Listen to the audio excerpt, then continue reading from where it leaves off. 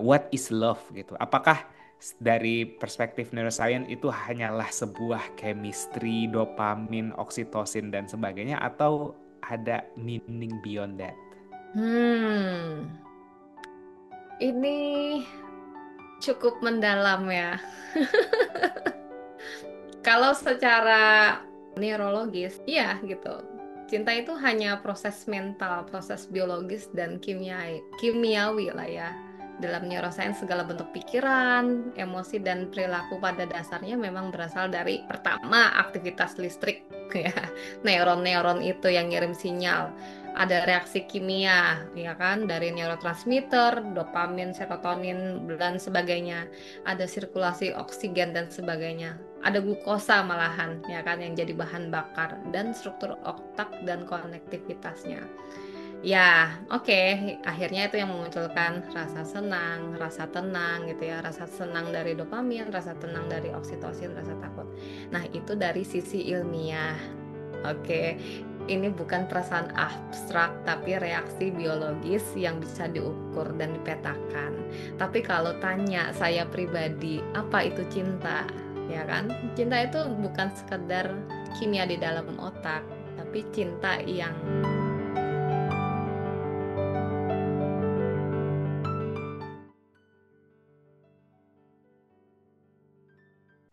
Pernah gak sih kamu ngerasa pengen banget bisa berhenti sayang sama seseorang, tapi nggak bisa? Atau udah tahu dia toksik, tapi susah banget lepas? Kita sering mikir itu urusan hati, tapi ternyata semua itu urusan otak. Kita tumbuh dengan percaya kalau cinta itu urusan rasa, ngikutin kata hati, tapi sains bilang lain. Rasa sayang, baper, cemburu, bahkan overthinking dalam hubungan, semuanya ada pusat kontrolnya, dan itu bukan di dada, tapi di kepala. Makanya, ini kita akan ngobrol soal sesuatu yang penting banget, tapi jarang kita sadari. Kalau kamu bisa atur otakmu, kamu bisa atur hatimu. Bersama seorang tamu spesial, seorang dosen yang saat ini juga lagi mendalami neuroscience terapan di tingkat S3 atau PhD di Chuo University, Jepang.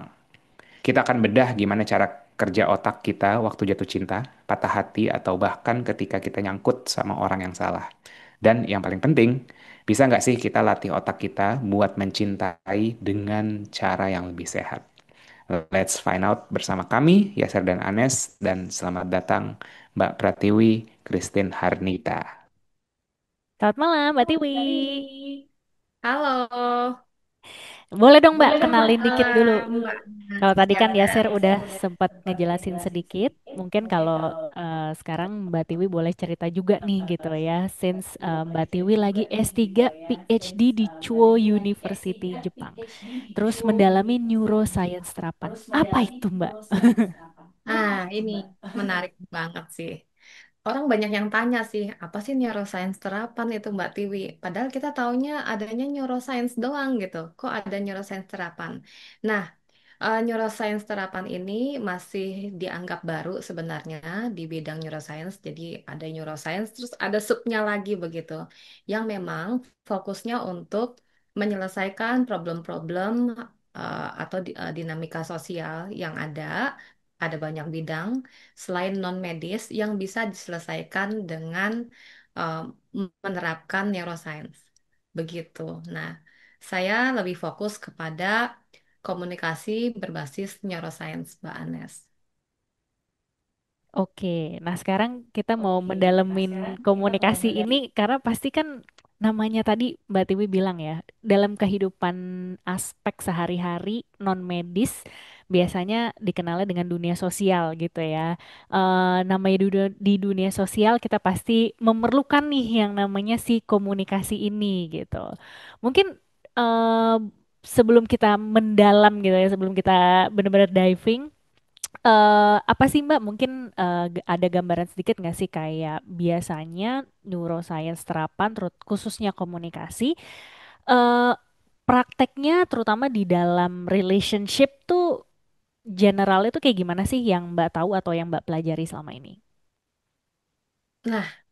Itu tuh, kalau kita udah ngomong masalah relationship, pasti ada interaksi kan di dalamnya. Gimana sih cara kita berinteraksi? Pasti paling tidak kita harus tahu caranya berkomunikasi.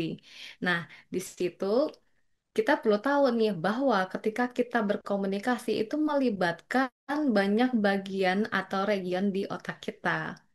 Jadi, ada yang mempengaruhi dari prefrontal cortex namanya. Aduh, apa ya itu ya? Lalu ada yang di bagian sistem limbik, ada yang area Wernicke dan sebagainya. Nah, itu yang kadang-kadang orang nggak ngerti tuh, Mbak Anes. Ketika kita berbicara, ketika kita mengeluarkan kata-kata, bagian mana sih yang ngatur itu semua? Nah, itu ada tugasnya masing-masing di dalam otak kita. Apakah iya dari hati kita? Atau jangan-jangan salah yang selama ini?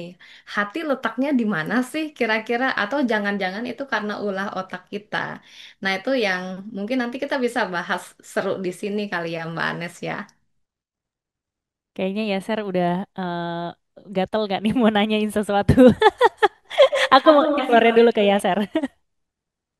Oke, eh, ini kan kita kan misinya adalah kita mau coba masukin eh, pembahasan relationship dari segala aspek ya, dari religion, dari spirituality, dari science, dari hukum, oh macam-macam gitu kan. Terus pas apa kita kenalan sama Mbak Tiwi kayak, wah gila nih neuroscientist. Terus kan yang 1 tahun terakhir atau 2 tahun terakhir kan kita juga mencoba mengkampanyekan emotional intelligence gitu kan, yang mungkin banyak orang nggak tahu bahwa emosi pun ada di dalam otak gitu kan, ada chemical yang berubah di dalam otak gitu. Nah, eh, apalagi kayak relationship kan bukan something yang menurut aku bukan sesuatu yang sepele. Aku mau naikin levelnya relationship tuh kayak kalau kita ngomongin bisnis atau science sebenarnya Mbak Tiwi. Karena kayaknya kalau orang ngomongin relationship tuh kesannya bucin-bucin atau gosip-gosip atau sakit hati, trauma, or apapun itu. Kesannya memang bukan sesuatu yang rasional gitu kan. Apalagi relationship yang sifatnya misalnya pernikahan, itu kan decision making yang sangat-sangat besar sekali gitu kan, yang sangat penting dan krusial gitu. Nah, ngomong-ngomong decision making kan juga ada kayak hubungannya sama otak, gimana kita mengetahui ini decision making yang benar-benar kita sadarin atau sekedar di hijack sama emosi kita aja nih, gitu kan. Nah, apalagi kalau misalnya orang lagi jatuh cinta, kayaknya rasionalnya nggak agak-agak ini ya, agak-agak terseok-seok tuh gitu kan kalau udah jatuh cinta gitu kan. Apalagi yang lagi patah hati atau yang lagi terjebak di dalam toxic relationship lah gitu. Nah, dari pandangan neuroscience nih, Mbak Tiwi, kenapa sih ini bisa terjadi? Oke, Mas Yaser. Ya, ada yang bilang ya, jangan pernah kasih nasihat kepada orang yang lagi jatuh cinta. Ya nggak sih? Aku sendiri pernah juga mengalami itu, mungkin juga Mas Yaser, Mbak Anes pernah mengalami itu ya, ketika lagi bucin-bucinnya. Dan ini umum terjadi ketika kita tuh masih muda banget. Jadi, kalau ini case-nya di anak-anak muda, di bawah 20 tahun, ya, itu otaknya itu masih belum sempurna nih, Mas. Jadi otak itu dia ada waktunya sampai sempurna, umumnya itu 25 tahun. Tapi di riset terbaru nampaknya mulai agak mundur di 30 tahun, otak manusia menjadi sempurna.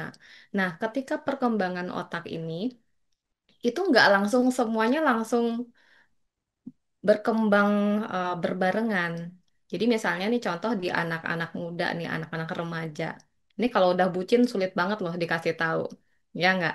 Karena bagian otaknya yang berpikir kritis, berpikir rasional di area prefrontal cortex itu sedang mulai berkembang.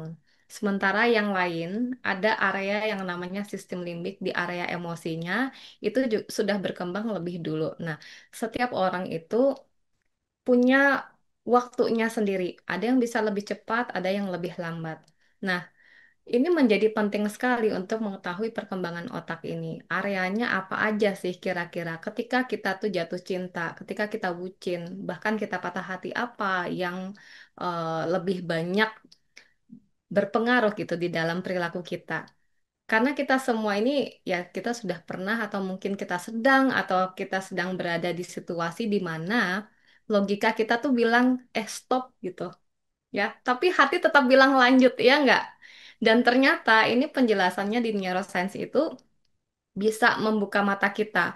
Nah, kita pertama-tama ini pahami dulu ada dua sistem besar di dalam otak kita. Tadi saya udah spill sedikit. Nah, ini berperan penting sekali ketika kita jatuh cinta atau kita berada di dalam konflik hubungan. Yang pertama, prefrontal cortex. Ini bagian otak depan kita yang bertanggung jawab untuk berpikir logis, kritis, mengambil keputusan itu dengan rasional, tepat di belakang dahi kita ini. Nah, yang kedua adalah sistem limbik. Ini pusat emosi yang mengatur perasaan itu seperti cinta, takut, marah, rasa senang, dan sebagainya. Emosi ada di sistem limbik. Nah, yang menarik ini, Mas Yaser dan Mbak Anes, dua bagian otak ini nggak bisa bekerja berbarengan. Jadi, dia nggak bisa dominan ini bersamaan itu nggak bisa. Ketika kita sedang emosi, kita jatuh cinta, kita baper, atau kita bahkan cemburu nih, sistem sistem limbik kita tuh sedang aktif-aktifnya loh. Dan ketika itu terjadi, prefrontal cortex kita malah jadi pasif, dia kurang aktif gitu. Artinya kemampuan berpikir logis itu sedang turun. Makanya tadi Mas Yasir bilang ini bisa di-hijack. Memang nih pekerjaannya si sistem limbik ini bisa meng-hijack si prefrontal cortex sehingga menjadi apa ya? Menjadi kita kurang bisa berpikir lebih kritis. Makanya butuh latihan untuk bisa apa? Menenangkan si sistem limbik ini. Nah, ini nih alasan juga ya, kenapa orang yang cerdas sekalipun bisa membuat keputusan yang kadang nggak masuk akal nih kalau dia sedang jatuh cinta atau sedang terjebak di hubungan yang toksik. Dia tahu itu hubungan itu tuh buruk gitu, tapi nggak bisa pergi. Bukan karena dia lemah, tapi karena memang otaknya tuh lagi bekerja seperti itu. Dan fakta yang mengejutkan sebenarnya, lebih dari 90% keputusan manusia ternyata lebih dipengaruhi oleh emosinya daripada logika. Jadi jangan heran nih kalau cinta itu bikin kita merasa nggak rasional, karena memang secara biologis ya begitu adanya. Itu. Nah, ini kan anggapannya kayak jungkat-jungkit kali ya gitu ya. Kayak Hmm, kalau lagi ininya di bawah, ini di atas, dan sebaliknya gitu kan. Nah, itu kan bisa dibilang kayak reaksi dari stimulus dari luar. Bener gak, Mbak Tim? Misalnya ada something dari luar, misalnya ada, eh, misalnya nih, ada yang cewek-cewek ngeliat opa-opa K-pop gitu kan langsung kayak gitu kan. Terus tiba-tiba ting gitu, rasionalnya turun, emosionalnya ngebajak gitu kan. Ada stimulus-stimulus dari luar. Tapi sebenarnya kita sebagai manusia tuh bisa secara sadar gak sih ngatur si jungket-jungkit ini?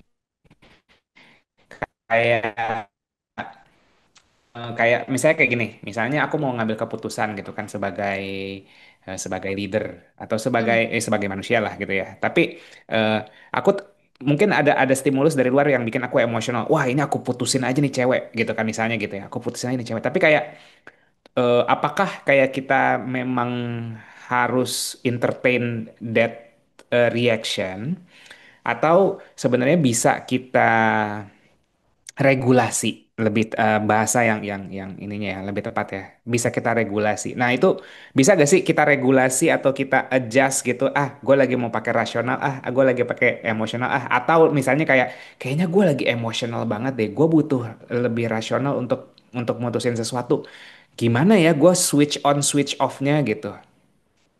Oke, bisa banget itu. Bahkan sangat bisa sekali. Nah, emosi, baik itu bahagia, sedih, takut, marah, baper, overthinking, semua itu sebenarnya bukan terjadi begitu aja ya. Dan bukan mistis juga. Tiba-tiba nih perasaanku jadi merinding gitu kalau aku ketemu dia. Terus ada yang bilang kayak gini, kamu akan tahu bahwa dia orangnya tepat dengan reaksi tubuhmu itu sendiri. Nah, sebenarnya bukan karena mistis atau apapun itu yang dianggap orang tiba-tiba ya. Nah, itu semua dipicu oleh hormon atau sistem saraf yang ada di otak. Jadi, Ketika kita tahu nih cara otak kita bekerja begini dan begitu, tadi seperti yang Mas Yasir katakan bahwa ada stimulasi-stimulasi dari luar itu bisa mempengaruhi kita. Itu betul banget ya. Stim- eh, Lingkungan yang dari luar ini bisa mempengaruhi kita. Kita nggak bisa mengatur hormon-hormon yang ada di dalam otak kita yang keluar itu ya. Em, tapi kita bisa mengatur stimulannya seperti apa, environmentnya seperti apa. Nah, tapi sebelumnya kita harus tahu dulu nih apa aja yang akan keluar nih, hormon-hormon apa aja. Ada dopamin. Ini hormon yang membuat kita senang gitu. Ada oksitosin, ini hormon kedekatan, hormon yang memunculkan kepercayaan. Ada juga adrenalin, ini hormon aksi dan ada banyak lagi. Dan semua perasaan yang kita rasakan itu sebenarnya hasil dari reaksi kimia yang ada di dalam otak. Nah, tapi di sini kadang-kadang nih orang keliru gitu. Kita sering bilang kayak eh, aku tuh sedih itu hatiku sakit banget gitu. Padahal secara sains yang sedang bekerja itu kan bukan hati kita, tapi sebenarnya otak. Hatinya di mana sih gitu? Kenapa ketika kamu marah, kamu jatuh cinta, reaksinya hampir mirip-mirip, berdegat berdegut kencang nih hati ya. Katanya nih ya, jantung itu sebenarnya ya. Nah, otak mengirim sinyal ke sistem saraf simpatik dan parasimpatik namanya. Lalu sinyal itu disalurkan ke jantung, ke lambung gitu ya. Tiba-tiba yang stres-stres jadi apa? Asam lambung gitu. Terus ke tangan yang gemetaran gitu dan bahkan ya dada itu menjadi lebih sesak rasanya. Jadi wajar kalau kita nih kalau misalnya nih ada dalam keadaan kita patah hati, sedang hancur hati kita, ya karena memang otak itu mengirim sinyal ke tubuh untuk merespon emosi itu secara fisik. Nah, tapi tenang, itu ada kabar baiknya. Ini merespon dari pertanyaan Mas, bisa nggak sih kita apa seimbangkan? Ya, kita perlu latihan. Latihan untuk melatih otak depan kita, bagian berpikir kritis kita. Selalu kita bertanya, benarkah apa yang aku lakukan saat ini? Benarkah bahwa eh, aku tepat berada di hubungan seperti ini selalu mempertanyakan sesuatu. Nah, kita memang nggak bisa langsung nih mengatur hormon yang ada di dalam otak kita itu. Tapi kita bisa mengatur lingkungan dan aktivitas yang mempengaruhi hormon. Misalnya nih, ketika lagi sedih nih Mas, jangan diam aja. Ayo gerakin badanmu gitu. Jalan kaki kek, naik tangga kek, stretching-stretching, joget-joget, dance sambil dengerin lagu favorit yang bisa memicu dopamin dan adrenalin. Lagi overthinking, ya kan? Coba alihkan fokus ke aktivitas yang lebih sensorik atau fisik gitu.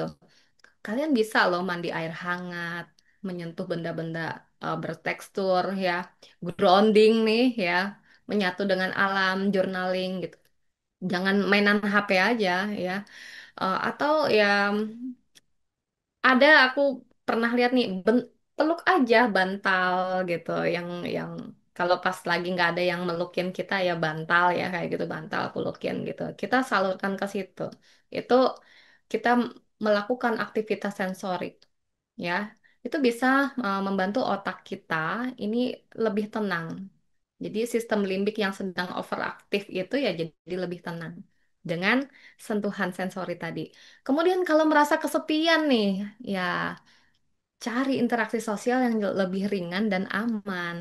Ngobrol sama teman dekat, eh, peluk hewan peliharaan, atau sekedar duduk bareng orang yang lagi di kafe atau sama keluarga yang bisa memicu apa? Memicu oksitoksin, hormon yang bikin kita merasa nyaman dan terhubung. Gitu. Kalau Mbak Anes sama Mas Yaser nih, kalau lagi jengkel ngapain nih? Ya, jadi ada orang nih gini. Hah? Kalau ya gimana? Lanjut, lanjut, lanjut. Tadi Iya. putus. Oh, oke. Bi, kamu tunjuk tangan sebentar ya. Kayak sensorik, ngemil sensorik gak? Salah satunya, iya. Nah, tapi kan ini juga nih harmful juga kan buat kesehatan nih. Kalau misalnya kalau kalau kayak mandi air hangat, grounding, peluk pohon lah atau jalan di rumput segala macam atau something lah yang sensorik itu nggak poinnya adalah sensorik pun juga pilih-pilih kan. Maksudnya bukan bukan something yang kayak pelarian ke kayak instant gratification gitu ya. Hmm. Ya kita perlu juga memilih mana Hmm. yang kemudian baik buat kita gitu. Kita pun juga harusnya kembali pada mencintai diri sendiri juga kan. Nah, em, jadi dengan cara kita apa ya namanya, misalnya nih ada orang ya secara instan aja. Ada orang lagi jengkel, ini pergi keluar dia belanja, pergi cari makan enak, jalan-jalan, dan ini hasilnya akan membuat dia merasa lebih baik gitu. Kalau sesekali nggak apa-apa, tapi kalau terus-menerus, ya kita juga harus berpikir nih, pasti otak depan kita, prefrontal cortex ini akan memicu kita untuk berpikir, benar nggak sih yang aku lakukan ini? Ini pelarian atau hanya sekedar sementara dan sebagainya. Itu kemudian akan membuat kita terus bertanya-tanya. Nah, justru ketika kita sedang benar-benar down, kita benar-benar patah hati ini sebagai salah satu cara untuk kita pertama bersyukur, kedua kita harus refleksi, refleksi tentang apa sih yang terjadi dengan hubungan itu. Tuh. Jadi kalau balik lagi tentang yang regulasi emosi yang sebelum kita omongkan tadi, kunci dari regulasi emosi itu sebenarnya bukan menekan atau mengabaikan perasaan sebenarnya, tapi kita belajar mengenali sinyal tubuh dan otak kita. Lalu kita mengelola lingkungannya dengan sadar. Karena sebenarnya gini Mas, pada akhirnya perasaan itu tuh sebenarnya bukan musuh, ya enggak? Dia tuh cuman sinyal yang ingin kita dengar dan kita atur dengan sehat. Dan ketika kita paham cara kerja otak dan emosi kita ini, kita nggak cuma jadi pribadi yang lebih tenang loh, tapi juga bisa mencintai dengan lebih sadar, lebih kuat, lebih waras juga. Oke, saatnya aku. Cie.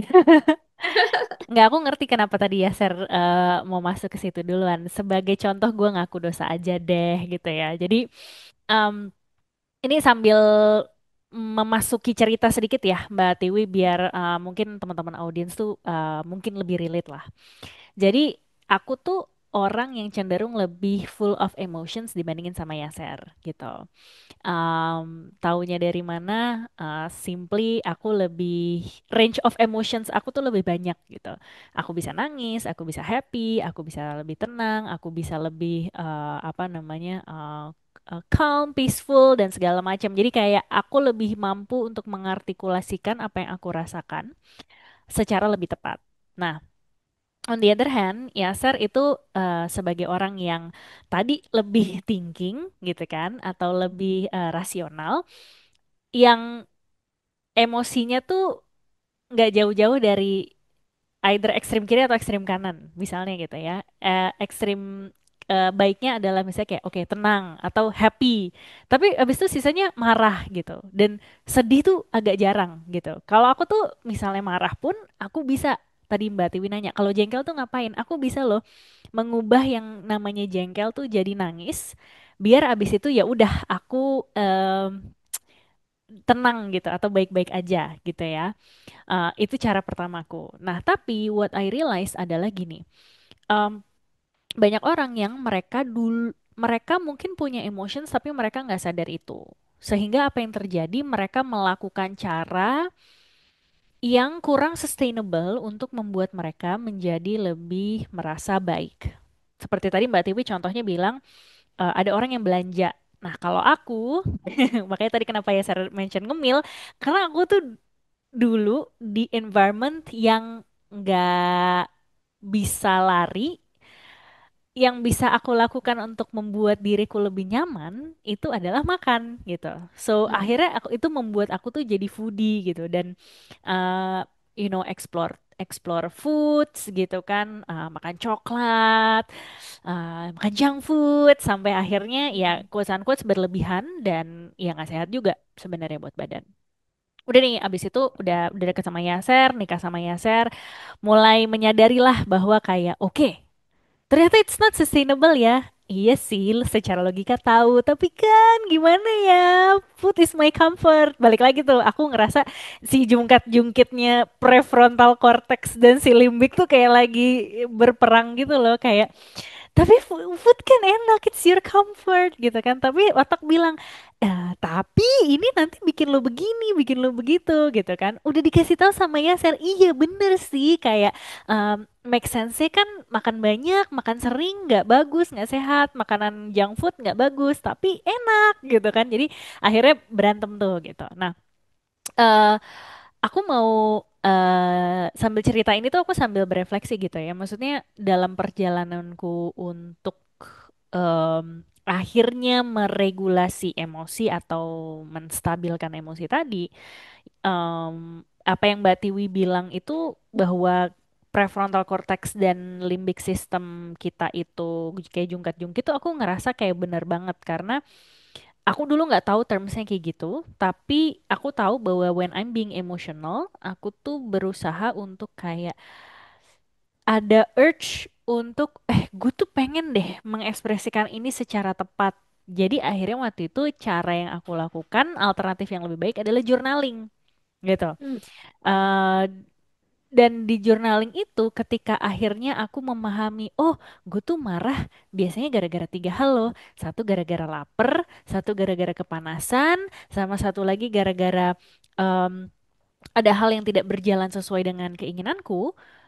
Dan pas aku tahu aku sering marah gara-gara tiga hal ini, jadi lebih mudah juga untuk aku mencari solusi terhadap masalah yang beda-beda ini.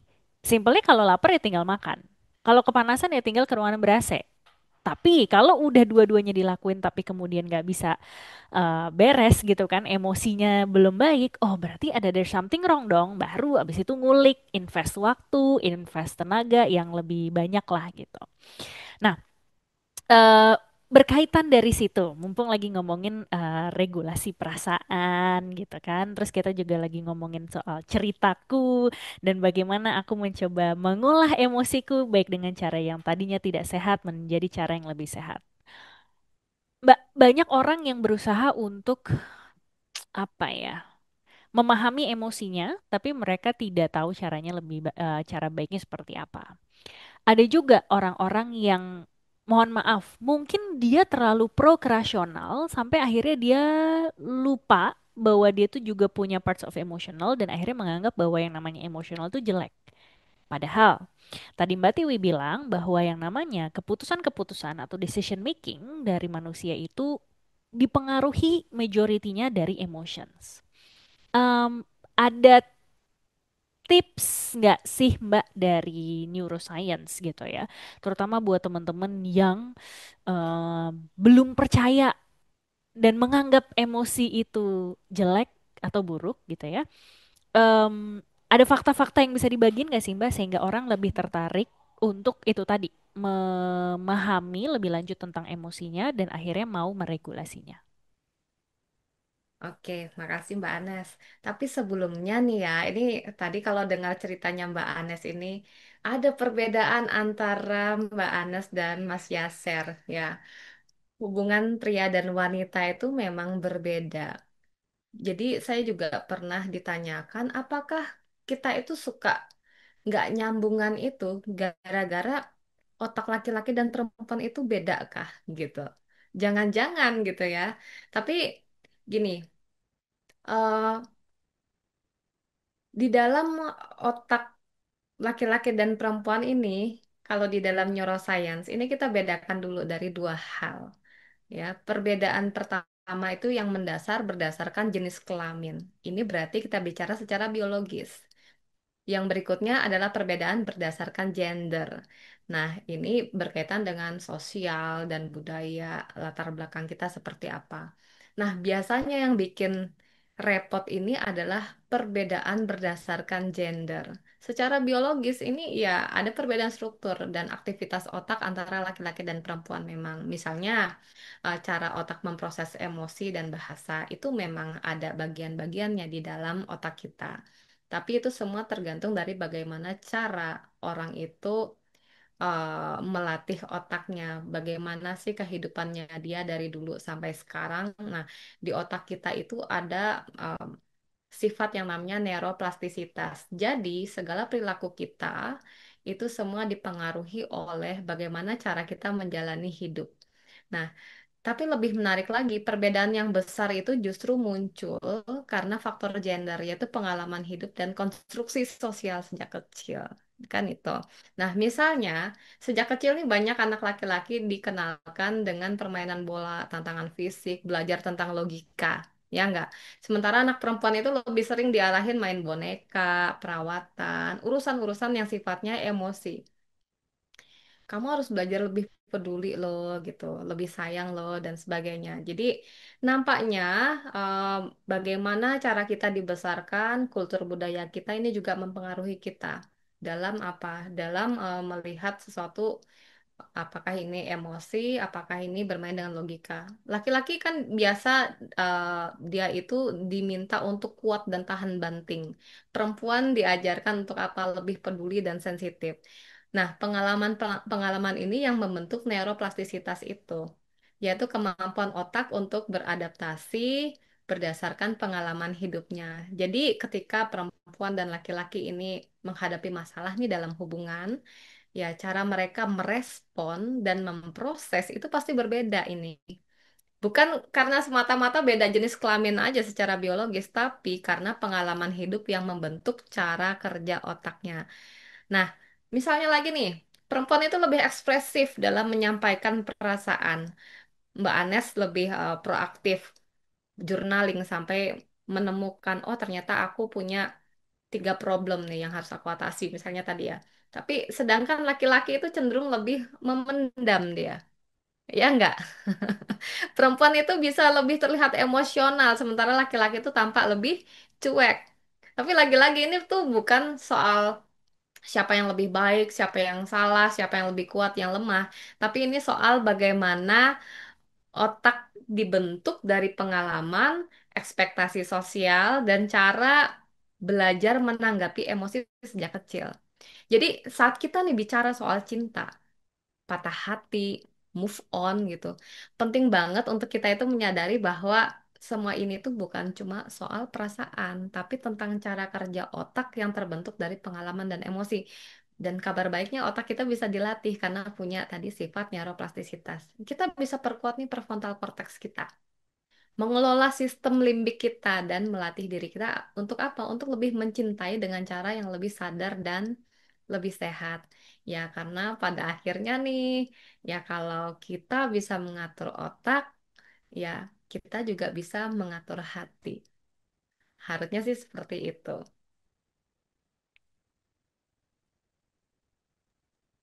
Kamu apa aku nih? Kayaknya kamu sih. Ya Kita udah kamu nunggu dulu. nunggu-nungguan gitu. Ya udah kamu dulu, kamu dulu. Nggak, oke. Tadi yang aku notice dari Mbak Tiwi kan kayak hmm, untuk si rasionalnya ada di prefrontal cortex ya di yang depan ini kan. Betul, betul. Terus yang aku tangkap dari tadi adalah kayak oke kita harus mempertanyakan, mempertanyakan, mempertanyakan gitu kan. Mungkin salah satu metodenya yang work sama Anes ada yang journaling, ada yang mungkin apa meditasi, mandi, apa segala macam gitu kan. Tapi gimana sih buat mempertajam si rationality ini biar kayak itu kan anggapannya meregulasi kalau sudah terjadi kan. Tapi kalau misalnya kita mau mempertajam gitu kan, menguatkan biar kayak seimbang nih emosional sama rasionalnya biar biar sama-sama sehat gitu kan. Hmm. Ada ada latihan-latihan sendiri gak sih? Apa yang harus kita lakukan supaya kayak rasional kita bisa sama strongnya dengan emotion kita? Oke, agar kita itu bisa sebenarnya lebih bagaimana kita melatih cara berpikir kritis kita sih, selalu mempertanyakan banyak hal. Segala keputusan yang kita ambil itu dampaknya apa? Selalu tanya nih, aku kalau ambil keputusan ini, dampak jangka pendek, dampak dampak jangka panjangnya itu apa? Nah, itu melatih kita untuk apa? Untuk bisa membuat list misalnya. Kita jadi tahu kita punya cara untuk mengukur. Ya, makanya nih kadang-kadang ya orang-orang yang dia menulis, menulis, membuat resolusi, itu juga melatih eh, dirinya, melatih otaknya untuk apa? Untuk dia tetap sadar dan untuk dia bisa apa? Bisa mengukur apa yang akan terjadi ke depannya. Otak itu bisa dilatih untuk bisa memprediksi, ya. Dan kemudian yang bisa kita lakukan lagi adalah kita itu bisa untuk terus berefleksi sih. Nah, kemampuan kita untuk berefleksi, melihat masalah lebih dalam, itu juga membantu kita untuk apa? Untuk bisa sembuh juga. Sembuh dari, misalnya gini, dalam kita berrelasi ya, pasti selalu ada yang namanya bentrokan. Ada rasa sakit hatinya, ada orang yang ya kadang dia pendam, ada yang juga dia ungkapkan. Tapi itu memunculkan luka-luka, ya nggak sih? Nah, luka-luka ini yang akhirnya kalau ke trigger bikin kita apa? Nggak bisa mengendalikan diri. Itu yang perlu kita atur nih. Caranya adalah ya kita berefleksi lebih dalam. Nggak ada cara yang lain sebenarnya. Ketika kita mengalami masalah-masalah yang terkait dengan emosi, ada orang nih ya, Mbak Anes, Mas Yaser, ketika dia mengalami rasa sakit hati di dalam dirinya, emosinya tidak bisa dia atur gitu. Ada yang ketika dia gagal untuk melatih dirinya, dia akan menjadi semakin terpuruk. Tapi ada juga orang yang ketika dia sudah melakukan refleksi di dalam dirinya, ya, dia akan menjadi jauh lebih bijak. Refleksi ini penting karena kita itu nggak bisa mengubah apa yang sudah terjadi. Ya, mengubah pola-pola hubungan yang di masa lalu ini juga agak lebih sulit gitu. Dan kenapa waktu kita jatuh cinta kita sulit menyadari. Ketika lagi senang-senangnya kita sulit menyadari ada pola di dalam hubungan yang keliru misalnya begitu. Eh, Hubungan yang toksik misalnya. Kita hanya baru bisa sadar ketika kita mengalami patah hati. Dan seringkali refleksi yang kita bisa lakukan setelah kita mengalami luka di hati, justru dari kepahitan itulah kita punya kesempatan untuk belajar dan menumbuhkan kebijaksanaan baru. Banyak orang bilang, aku akan lebih selektif nih setelah disakiti. Nah, itu karena otak kita mulai menyusun jalur-jalur lama dan membentuk filter yang baru. Terus di dalam hubungan itu karena ada luka dan sebagainya, kamu nggak akan bisa melupakan. Aku bisa katakan begitu kenapa? Karena otak kita itu selama kita eh, apa namanya? Kita itu hidup, kita berinteraksi dengan pengalaman-pengalaman hidup kita ketemu dengan banyak orang termasuk dia gitu ya di dalam relasi di dalam hidup kita. Di otak kita itu terbentuklah jalur-jalur saraf sampai akhirnya kita bisa mengingat tentang dia. Kita juga bisa terbiasa dengan perilaku-perilaku yang ada gitu ya. Akhirnya terbentuklah pola di dalam otak kita. Nah, itu hanya jalur saraf yang kemudian kalau misalnya kita, ini contoh kalau move on misalnya, dari sakit hati move on, ketemu hal yang baru misalnya begitu. Nah, itu kita dengan otak yang memiliki sifat neuroplastisitas itu akan membentuk jalur saraf yang lain, tapi tidak membuat jalur saraf yang sudah terbentuk eh, sebelumnya itu hilang. Nah, ketika itu terjadi, rasa luka, sakit hati kita, ya kan kecewa kita itu kemungkinan akan bisa kembali menguasai kita kalau misalnya ke trigger. Jadi yang dilakukan tadi adalah memperkuat rasional berpikir kita. Balik lagi, gimana caranya itu tadi ya? Mau nggak mau lagi refleksi, selalu mempertanyakan hal-hal apakah benar aku berada di hubungan yang seperti ini? Apakah dia orang yang aku mau gitu? Atau apakah memang benar ini adalah yang terbaik buat aku? Nah, pertanyaan-pertanyaan yang seperti itu juga lebih baik kita sering tanyakan ke dalam diri kita. Semakin kita tadi berefleksi, Ini kesempatan untuk membuat kita belajar dan menumbuhkan kebijaksanaan baru buat kita. Itu sih, Mas. Iya, apa bahkan kalau lagi senang pun kita perlu berefleksi juga ya biar nggak kebablasan ya. Dan berefleksi, bentar ya bos, bentar ya bos. Dan berefleksi kayak menanyakan tuh, aku jadi kayak keingetan kayak sekolah zaman aku sekolah gitu, kayaknya bertanya bukan hal yang common ya. Maksudnya kayak sistem pendidikan di Indo gitu kayaknya cuman ngapal doang gitu, bukan yang kayak bertanya. Jadinya nggak terbiasa tuh kayak otaknya buat menanyakan something untuk berefleksi sih gitu. Ini nggak nanya, ini cuman kayak nambahin aja sih kayak dari penjelasan Mbak Tiwi tadi kayak tanya itu penting sekali, bertanya kepada orang, bertanya kepada diri sendiri, bertanya di saat susah, bertanya di saat senang pun perlu gitu Betul. biar tetap eling lah anggapannya. Nah, betul tuh. Eling gitu. Karena kita harus sadar, mencintai itu pun juga harus dilakukan dengan sadar. Nah, itu yang perlu kita lakukan. Hanya saja karena tidak terbiasa berpikir untuk lebih kritis gitu. Akhirnya apa? Akhirnya sulit untuk menenangkan sistem limbik kita. Cuman ya, nggak usah khawatir. Ketika kita sudah sadar hari ini bahwa ini bukan masalah hati, tapi karena ulah otak kita, maka ya sudah harus mengambil keputusan. Aku harus belajar melatih diriku, melatih otakku, agar aku bisa mencintai lebih sadar, lebih waras, dan akhirnya kita bisa memiliki hubungan yang jauh lebih sehat. Walaupun dalam tanda kutip, hubungan yang sehat itu kan definisi sehatnya hubungan itu kan beda-beda setiap orang. Karena apa tadi? Karena dari setiap orang itu punya pengalaman pengalaman pribadi yang berbeda-beda. Bagaimana cara dia melihat cinta, melihat relasi hubungan antara pria dan wanita, misalnya itu akhirnya berbeda-beda.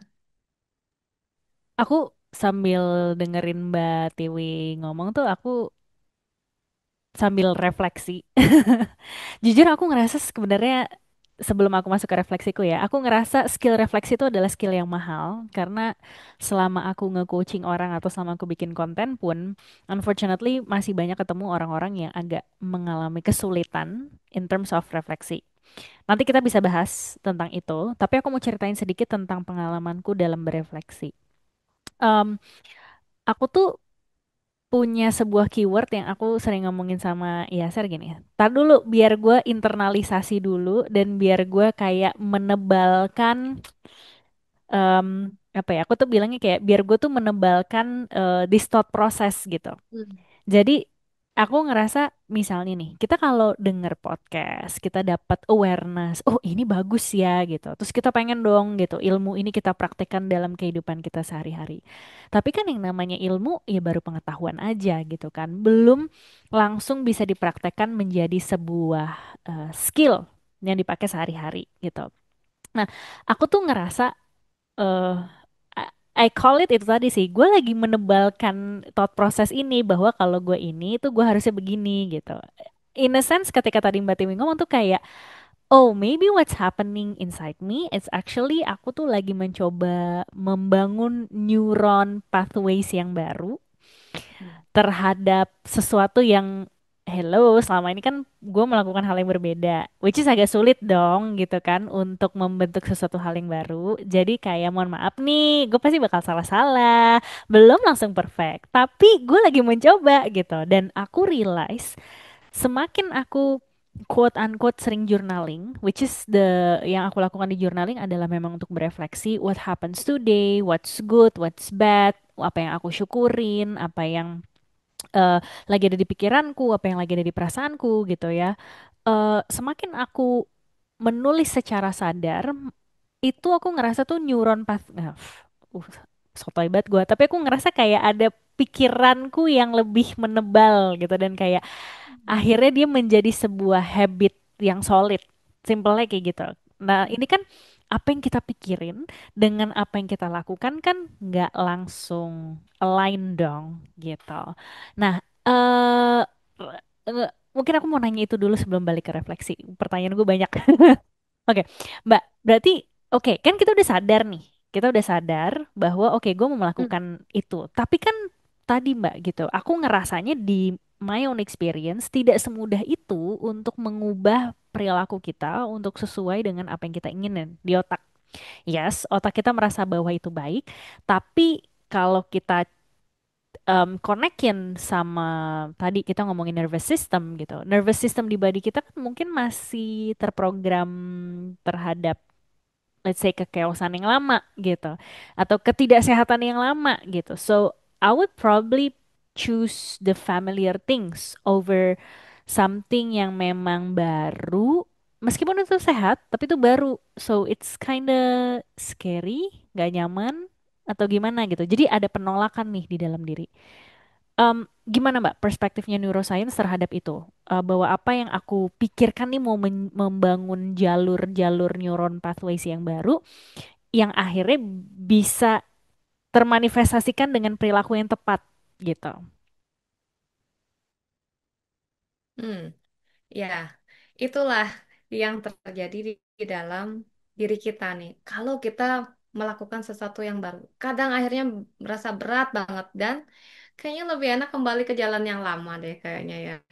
Karena apa? Tadi kata kuncinya sudah Mbak Ana sebut. Karena nggak familiar dengan itu. Maka kita harus terus mencoba dan melatih terus-menerus.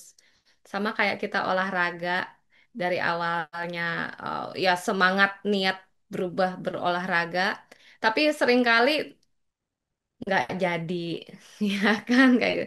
Sering jadi oh mending besok aja ya gitu. Se- Akhirnya menunda karena apa? Karena kebiasaan yang lama ini ya masih melekat di dalam diri kita, masih ada nih jalur sarafnya di situ karena sudah sedemikian menebalnya gitu. Nah buat teman-teman yang mendengar podcast ini perlu tahu bahwa setiap kita melakukan hal-hal baru itu ada jalur saraf yang muncul gitu di dalam otak kita. Dan setiap kebiasaan itu yang kemudian nih kata Mbak Anes tadi, ini menebal terus menebal menebal semakin kuat gitu. Semakin kuat termasuk bagaimana cara kita mengingat pola atau mengatur pola kehidupan kita yang baru. Ya kan? Apalagi nih ini kalau kita ngomong masalah em, masalah relasi ya di dalam kehidupan kita nih. Masalah kenapa sih ini ada juga nih kenapa orang selalu jatuh cinta dengan orang yang kira-kira mirip gitu. Dia udah toksik dulunya, ya kan ketemu lagi orang yang kira-kira mirip sama yang lama gitu yang pernah nyakitin kita ini sama juga karena apa? Karena otak kita tuh familiar dengan perilaku tersebut. Nah, kita pernah terluka nih oleh seseorang, misalnya orangnya cuek, manipulatif, ya suka ghosting, tapi ya anehnya itu ketika kita ketemu sama orang yang baru yang mirip kita malah jadi makin tertarik. Ini ada banyak yang seperti itu ya enggak? Nah, kenapa bisa begitu ya? Karena tadi, karena otak kita itu suka hal-hal yang familiar. Nah, dalam otak manusia ini ada kecenderungan alami yang disebut pattern recognition. Otak itu suka dengan pola. Maka ketika kamu ingin berubah menjadi lebih baik, misalnya bentuk pola, terus lakukan, jangan random gitu. Lakukan sama kayak kamu mau olahraga ya, terus lakukan pola yang sama. Oke, kita mulai dari 5 menit, 5 menit, 5 menit, 5 menit setiap hari. Atau ketika kamu lagi bersedih, kamu menemukan kamu lebih aman dan nyaman dengan melakukan journaling. Ya udah journaling terus. Itu juga akan membuat pola bahwa ketika kamu merasa tidak aman atau kamu ingin melakukan sesuatu yang baru, kamu sudah membentuk pola. Dan otak manusia suka dengan pola. Nah, otak akan lebih cepat merespon pola yang pernah kita alami sebelumnya. Nah, ini juga kita harus sadari. Makanya ketika kita mau melakukan sesuatu yang baru ya karena otak ini suka sesuatu yang sederhana juga nih Mbak Anes. Ya kan, mau cari instannya aja. Aduh, jalan yang baru ini yang aku pilih dan buat ini kayaknya berat deh, masih jauh deh. Jadi akhirnya kembali ke pola yang lama. Kalau sudah tahu bahwa ini semua karena otak kita, bukan karena niat kita nggak ada, niat ada. Tapi karena bagaimana cara kita melatih otak kita inilah yang kemudian membuat kita tetap terjebak di kehidupan yang lama misalnya atau di pemikiran-pemikiran yang lama. Tanggung, melanjutkan sedikit. Oke. Eh, Valid berarti kayak tuh sayang aku lagi menginternalisasi dan menebalkan neuron pathwaysku. Besok-besok aku kayaknya bakal ngomong gitu deh. But anyway, ngelanjutin sedikit Mbak, soal tadi Mbak mention bahwa otak kita suka dengan pola. Otak kita mungkin suka dengan familiarity gitu kan. Dan tadi Mbak sempat mention soal refleksi, mempertanyakan sesuatu. Eh, aku pengen tahu dong Mbak, kalau rekomendasi dari yang Mbak pelajarin di neuroscience, cara berefleksi tuh kayak gimana sih? Ini karena pasti akan ada nih audiens yang nanya nih, Mbak, gimana caranya berefleksi yang baik dan benar? Itu pasti akan ada. Jadi daripada nanti aku yang jawab, kalau Mbak Tiwi punya saran gitu ya, harus mulai refleksinya tuh gimana sih strukturnya? Itu boleh dong Mbak di-share gitu. Oke, cara berefleksi itu macam-macam sih. Tiap orang itu beda-beda ya. Kalau umumnya nih orang, jadi refleksi itu adalah bagaimana kita mendalami tentang diri kita, meresapi semuanya. Banyak caranya. Misalnya buat teman-teman yang bertuhan, beriman, kenapa kamu tidak melakukan tindakan imanmu? Ya, kamu bersyukur, kamu berdoa. Itu cara yang sangat mudah, yang sangat bisa kita kontrol. Kita kadang-kadang ketika kita berefleksi, kita akan menyadari bahwa kita itu nggak bisa mengkontrol apa yang ada di luar kita, mau persepsi orang lah, ya kan? Tapi kita hanya bisa mengontrol emosi kita yang ada di dalam diri kita. Nah, kita menyadari itu. Kalau kita bertuhan, kembalilah kepada Tuhan, berdoa, lakukan tindakan iman. Tapi ada yang lain juga melakukan yang nama meditasi. Duduk diam, tarik nafas dalam-dalam, seperti itu. Nah, ini penting sekali kita mengatur pernafasan kita nih, Mbak Anas, Mas Yaser. Kenapa begitu? Karena otak kita ini butuh pasokan oksigen juga. Kenapa ketika kita duduk diam, kita berefleksi, menenangkan diri kita, menginternalisasi berbagai macam nilai-nilai atau hal-hal yang positif yang ingin kita tanamkan di dalam otak. Karena di dalam kita berefleksikan kita juga mereframing otak kita juga sebenarnya. Jadi nggak hanya cuman mencari tahu apa yang terjadi, tapi ketika kita sudah dapat gitu jawabannya, kita coba reframing, kasih hal-hal positif di dalam diri kita.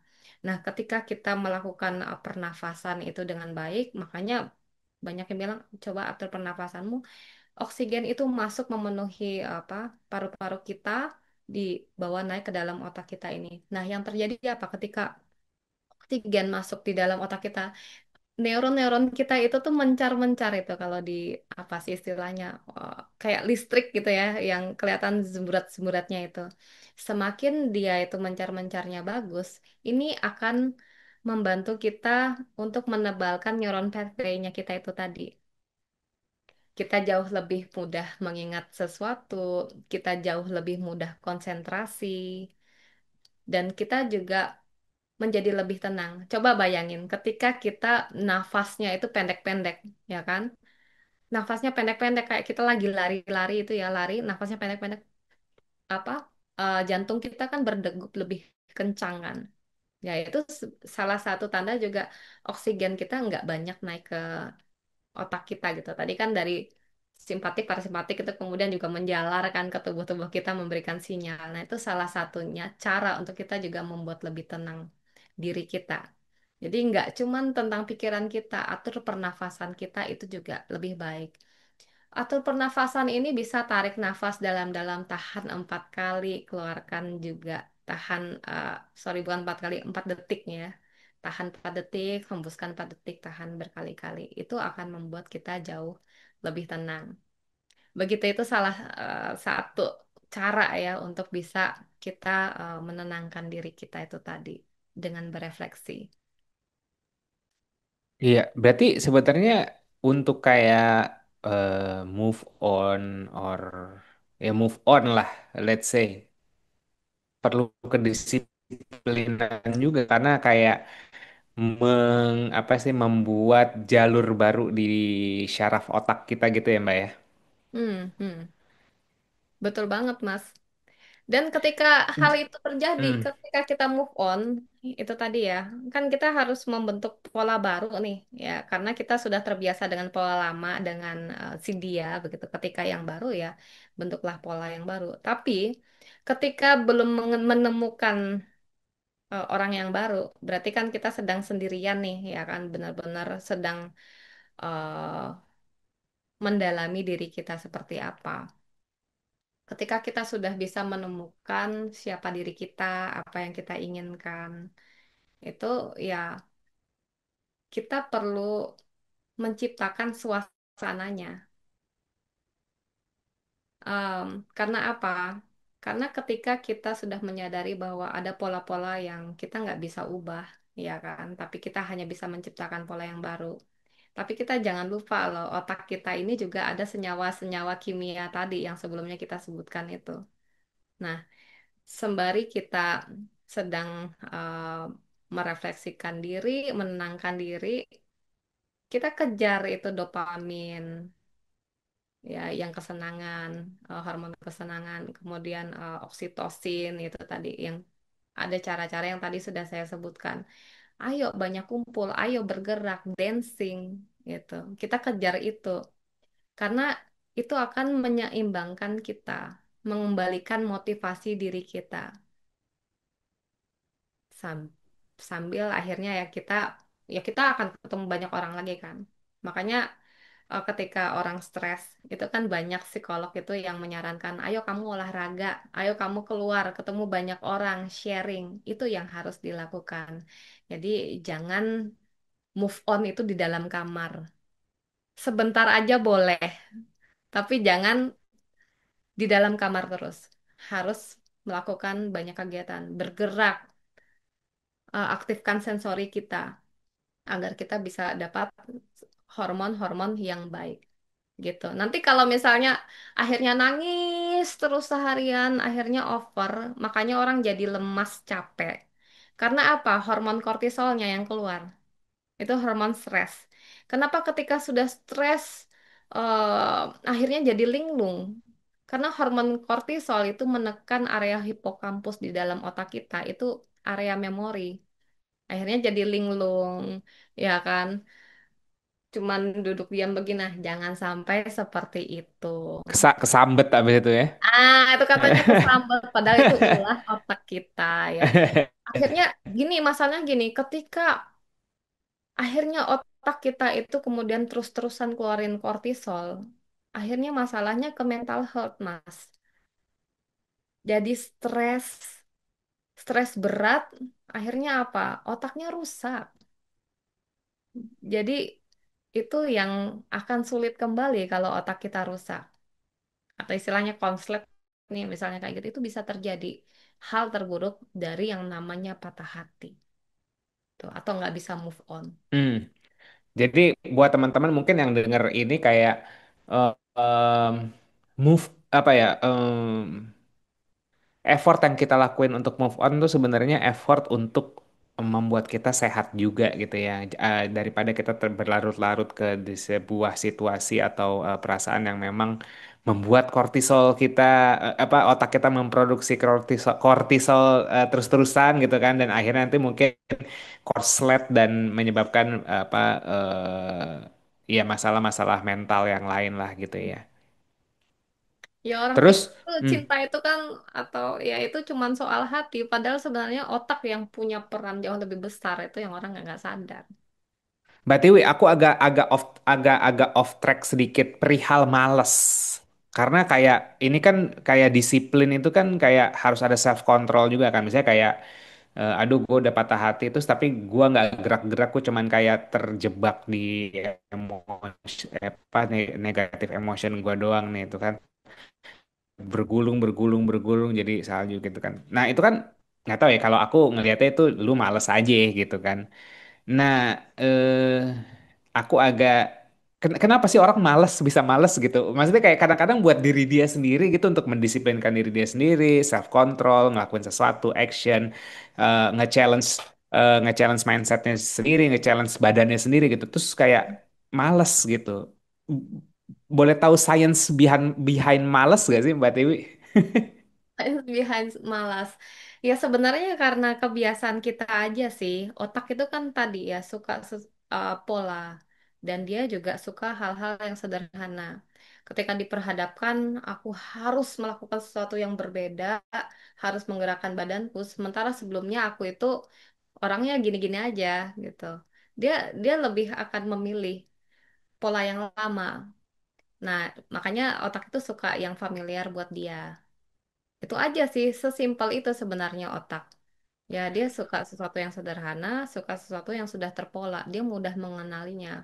Makanya sulit bagi dia untuk bergerak. Padahal ketika kita ingin lebih maju, bikin otak kita itu jauh lebih berkembang, ya kan?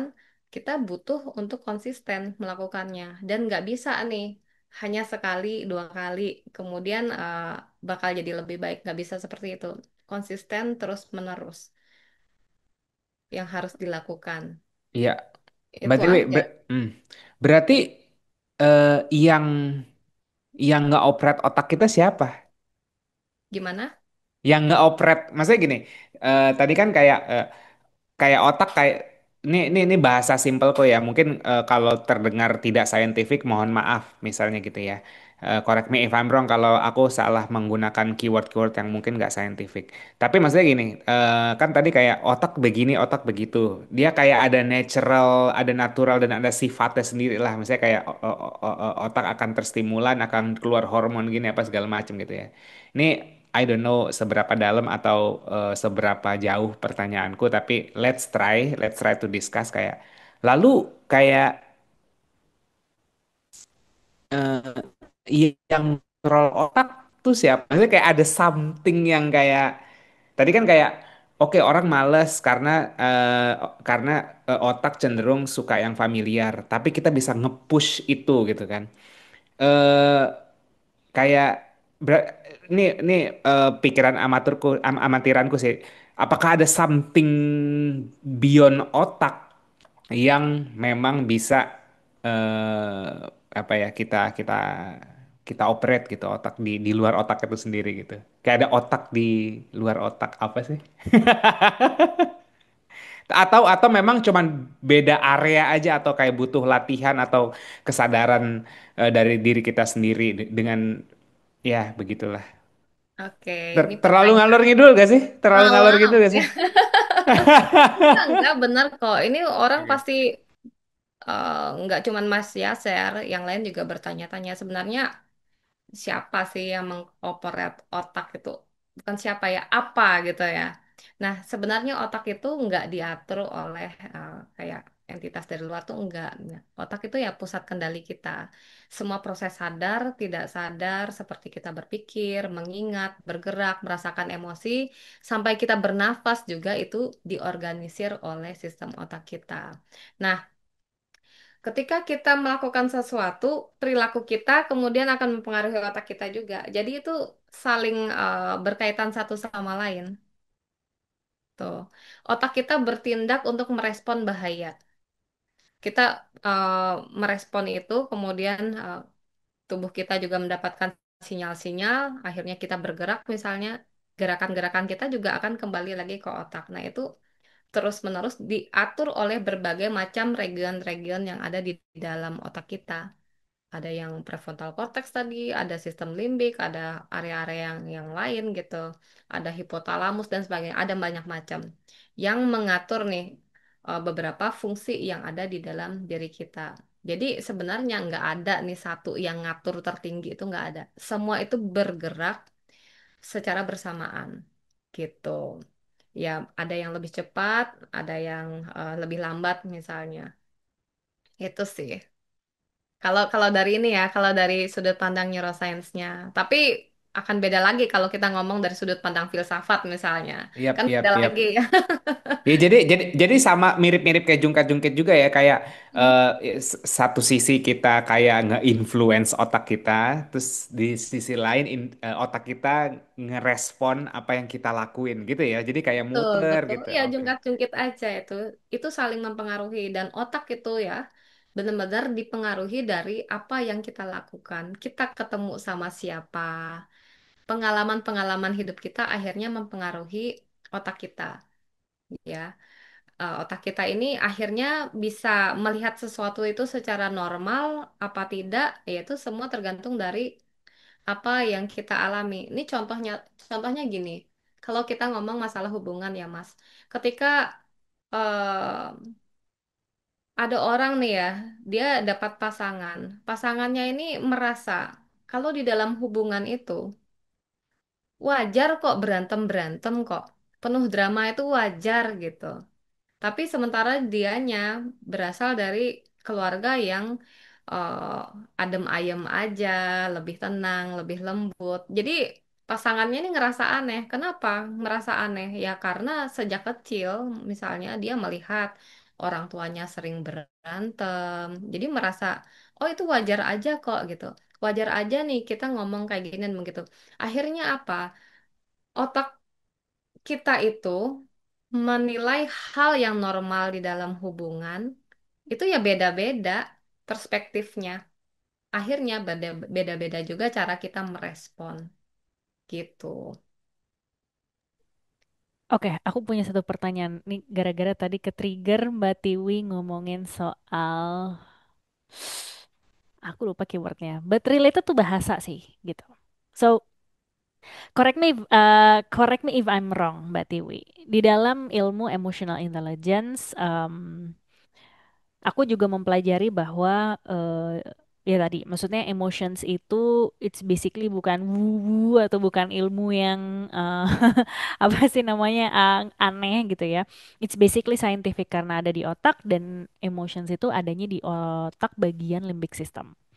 Hmm. Terus di salah satu em, tokoh namanya Mark Beckett, dia sempat mention bahwa one of the ways untuk kita bisa meregulasi emosi dengan baik adalah ketika kita bisa semacam melabeli gitu dan understanding what happens with the emotions. Artinya pelabelan itu kan erat dengan bahasa dan setahu aku di otak juga ada pusat bahasa.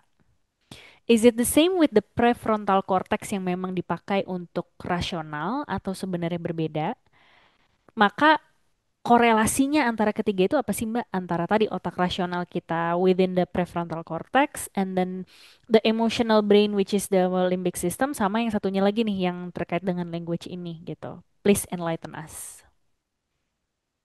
Oke, ketika kita bicara tentang pusat berbahasa, otak manusia ini kan kalau dilihat struktur bangunannya ini ada hemisfer kanan dan hemisfer kiri gabung di situ. Nah, ketika kita berbicara itu ada di area hemisfer kanan dan kiri ini, tugasnya ada yang untuk menyusun bahasa satu, ada yang satunya lagi itu untuk memaknai bahasa. Ada yang namanya Broca dan Wernicke namanya. Nah, di situ berbeda areanya dari si prefrontal cortex dan si sistem limbik. Dia berada di otak kanan dan otak kiri kita. Itu. Nah, antara region-region otak ini ya. Jadi di kanan kiri ada di sini, satunya prefrontal cortex di sini, sistem limbik ada di area-area sini. Tuh. Ketika kita memaknai bahasa, ya itu kemudian si prefrontal cortex dia akan mencoba untuk apa? Untuk bisa mencoba untuk melihat, oh ini benar apa enggak. Ketika benar apa tidak membuat keputusan itu tidak dilakukan oleh bagian Wernicke atau bagian Broca, tapi dilakukan oleh tugasnya si prefrontal cortex gitu. Tapi si prefrontal cortex ini dia juga mencoba untuk memahami dari sisi emosionalnya. Jadi kayak di calling lagi nih gitu. Emosionalnya kayak gimana sih? Nah, masalahnya kalau kita tidak terbiasa melatih eh, bagian berpikir kita yang benar-benar cukup besar ya untuk mempengaruhi bagaimana kita berperilaku, si prefrontal cortex dan si sistem limbik, maka apa? Jatuhnya nanti saling menghijack siapa aja gitu. Walaupun kebanyakannya nih ya, eh, emosi ini sering menghijack si rasional itu. Kalau kita bicara tadi yang pusat bahasa, ya itu hanya area yang menyusun dan memaknai.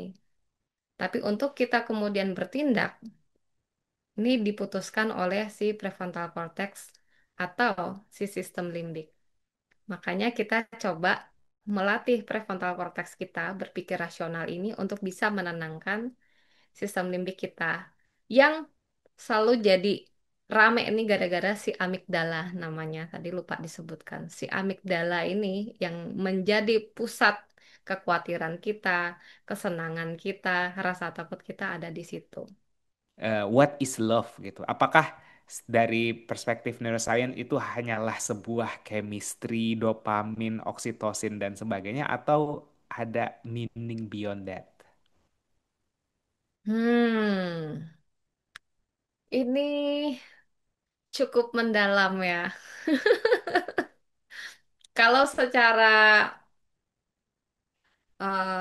neurologis, ya, iya gitu. Cinta itu hanya proses mental, proses biologis dan kimiawi lah ya. Dalam neuroscience segala bentuk pikiran, emosi dan perilaku pada dasarnya memang berasal dari pertama aktivitas listrik ya. Neuron-neuron itu yang ngirim sinyal. Ada reaksi kimia, ya kan, dari neurotransmitter, dopamin, serotonin dan sebagainya. Ada sirkulasi oksigen dan sebagainya, ada glukosa malahan ya kan yang jadi bahan bakar dan struktur otak dan konektivitasnya. Ya, oke. Akhirnya itu yang memunculkan rasa senang, rasa tenang gitu ya, rasa senang dari dopamin, rasa tenang dari oksitosin, rasa takut. Nah, itu dari sisi ilmiah. Oke, ini bukan perasaan abstrak, tapi reaksi biologis yang bisa diukur dan dipetakan. Tapi kalau tanya saya pribadi, apa itu cinta? Ya kan? Cinta itu bukan sekedar kimia di dalam otak, tapi cinta yang selalu bikin kita berkembang, bukan hancur. Nah, itu menurut saya begitu. Jadi, um, cinta sejati itu bukan cuma aku sayang kamu, tapi juga aku bisa jadi diriku yang terbaik saat bersamamu, tanpa harus kehilangan diriku sendiri. Itu versi saya. Gitu, Mas Cer. Ini prinsipnya sejalan sama neuroplasticity yang juga otak bisa terus berkembang gitu ya. Artinya Oh, Mbak berkembang dan bertumbuh ya. benar, cinta pun juga harus memungkinkan kita untuk berkembang dan bertumbuh gitu ya Mbak Tiwi ya. Betul, betul banget. Oke, keren banget. Silahkan Pak Yaser ditutup.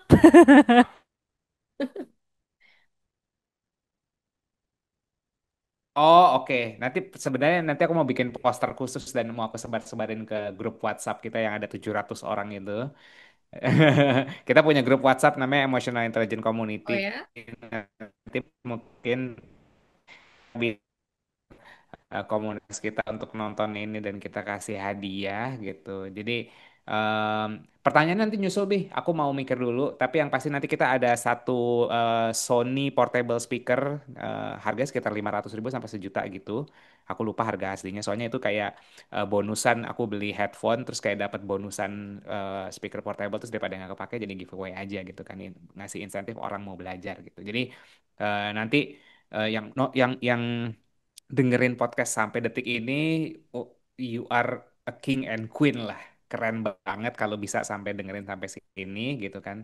Kabarin, tulis di kolom komentar. Aku dengerin sampai habis gitu ya. Nanti kita apa gue jadiin lo saudara gitu kan. Gue masukin ke akte keluarga nih. Jadi jadi Sekalinya belajar cinta sama sains gitu ya.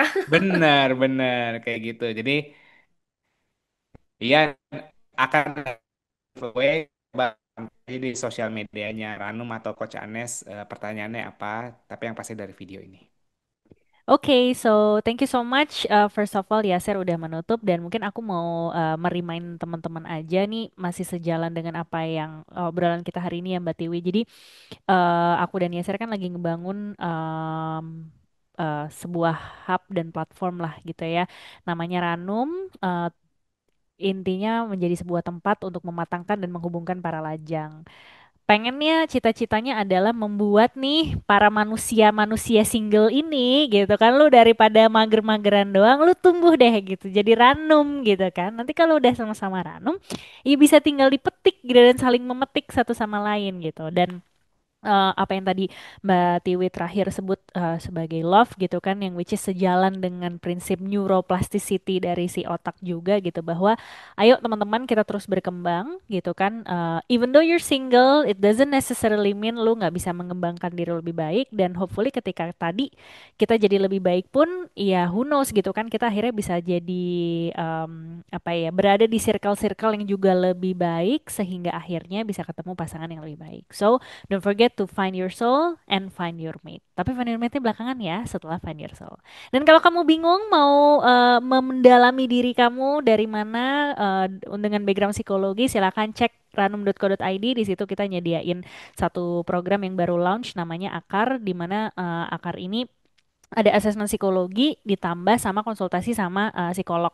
Tujuannya supaya nggak self diagnose ya teman-teman. Balik lagi, kita nggak mau teman-teman di sini asal apa ya, mengecap diri sendiri padahal belum tentu benar gitu. Jadi ayo kita sama-sama bertumbuh dan berkembang.